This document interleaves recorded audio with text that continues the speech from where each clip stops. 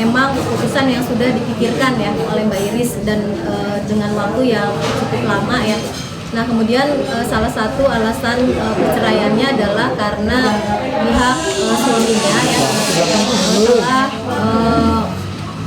telah menggunakan narkoba itu ya, dan ini di sini memang bahkan setelah penangkapan ini juga Mbak Iris tidak tahu menahu terkait dengan aktivitas yang dilakukan oleh suaminya, karena Mbak Iris dan suaminya telah pisah rumah sekitar 8 bulan yang lalu. Dan keputusan perceraian ini bukan karena adanya pihak-pihak lain ya yang memberikan motivasi atau dorongan, tidak ada. Ini memang murni dari Mbak Iris sendiri untuk memutuskan bercerai ya. Seperti itu. Ini memang kedua belah pihak,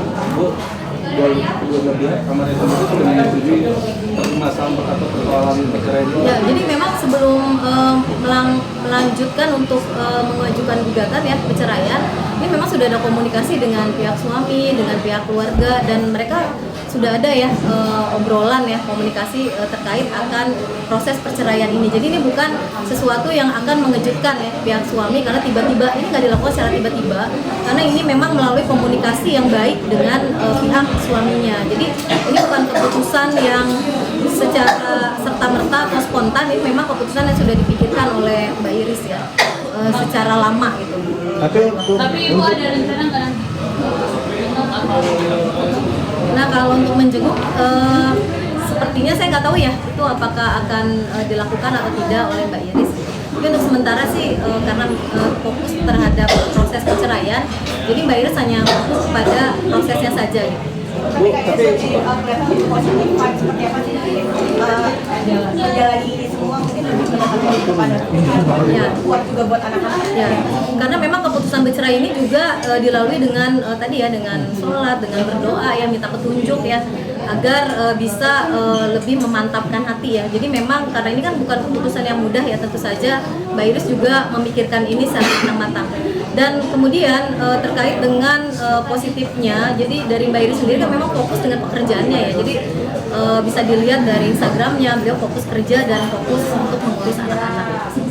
Mungkin kalau bulan 3 sebagai tahun terberat Kak Ibel, seperti apa sih Kak Ibel sendiri menyikapi 2023 ini? Ya ini pastilah, karena ini kan tadi keputusan yang tidak mudah, ini keputusan yang sangat sulit ya, dan dipikirkannya juga lama oleh Mbak Iris. Tentu saja ini menjadi tahun yang luar biasa ya, tidak mudah untuk dijalani ya, karena banyak ujian ya yang menghampiri Mbak Iris, termasuk juga dengan rumah tangganya.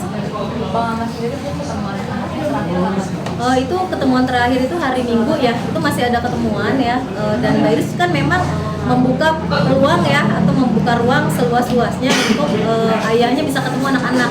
Komunikasi pun tidak dibatasi, jadi ketemuan terakhir itu memang di hari Minggu ya.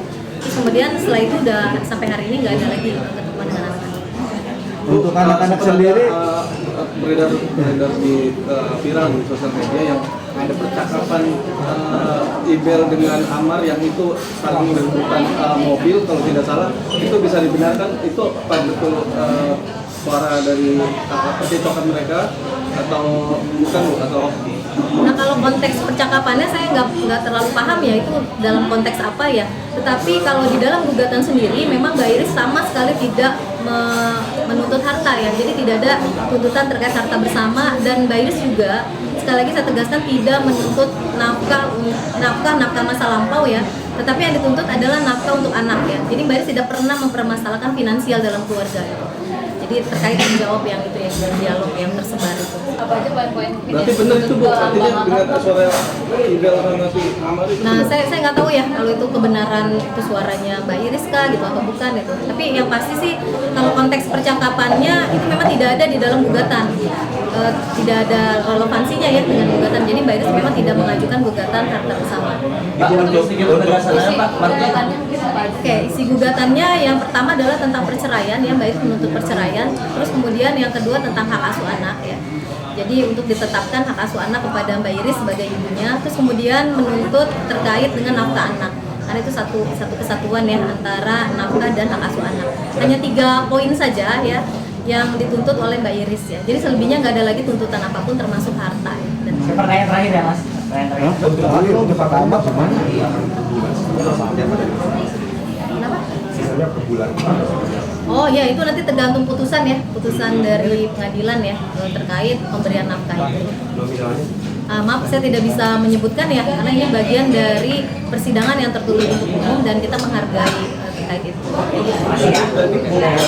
Untuk rumah sendiri mungkin seperti apa nanti yang rumah mereka Karena terbakar memang tidak ada kemarin? tuntutan harta bersama, maka tidak ada tuntutan terkait itu di dalam gugatannya.